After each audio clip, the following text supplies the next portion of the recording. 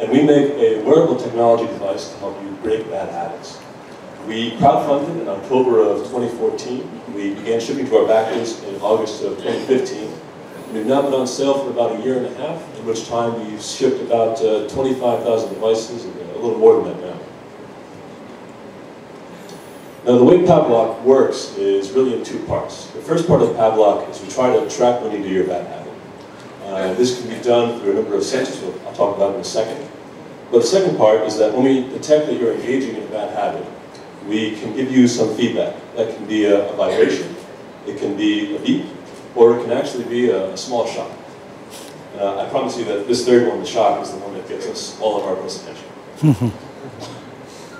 Now, the biggest question we get is, how does Pavlok actually know when you're doing a bad habit? And the answer is we can pull data from a number of sources. The device itself, which I'm wearing right here, has a built-in accelerometer, and we can pull the data from that to detect some habits. For example, when you smoke, you bring your hand to your face. That's something we can detect. We can also pull data from your phone through our mobile app to monitor your usage. The same with your computer through our desktop app.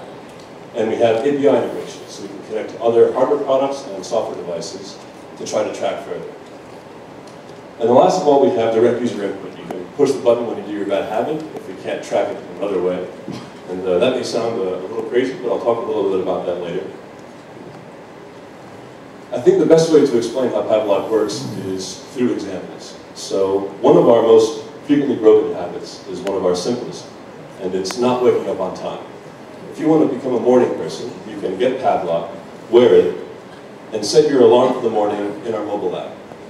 When your alarm goes off, what will happen is the Pavlok will gently and quietly vibrate to wake you up, so if you have someone in bed with you, they won't be woken.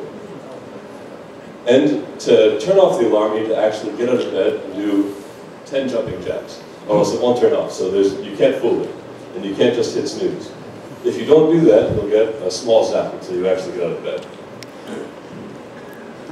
Another popular example is Facebook usage, and this is another one that we can track quite handily. If you use too much social media, Facebook, perhaps WeChat, you can set a time limit for yourself, and as you go over the limit, you'll begin to get zapped until you stop. Nail biting and hair pulling are our two most successfully broken habits. And the way that works is, as I said before, we can detect the motion of bringing your hand to your face or to your hair. And for that, we just give you a small vibration. Because it's difficult to tell if you're, say, biting your nails or having some salad, which we don't want to discourage. And that small vibration is often all you need to actually break the habit. A little reminder to not do that unconsciously bad thing. This same feature is also very popular among our smokers, as I mentioned.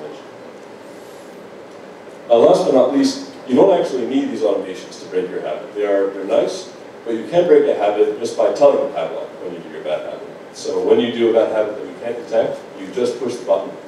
We record that as a data point, and we'll give you a small zap.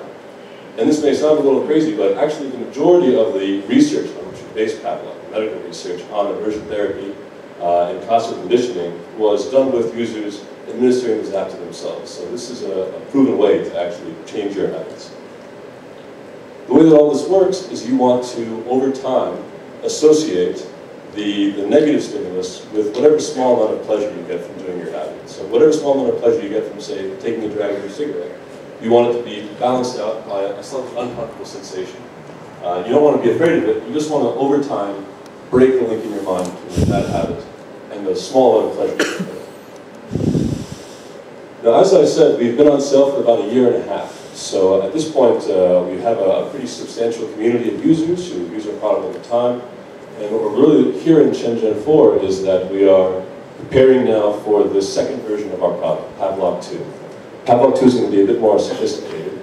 We developed Pavlok 1 by producing components of multi-suppliers here in China. We want to now consolidate all manufacturing in China as opposed to doing assembly in the United States. So we're looking for a local partner.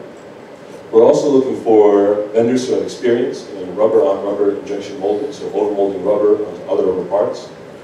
And last but not least, we recently found in the last 3 months, we engaged some suppliers in Japan, some distributors. And since we've engaged those distributors, Japan has become our second largest industrial market. They're actually our largest purchaser for wholesale orders. So we're very excited to look further into the Asian market and are particularly interested in meeting potential suppliers here in China. Thank you very much, and if you have any questions, I'd love to speak to you after the presentation.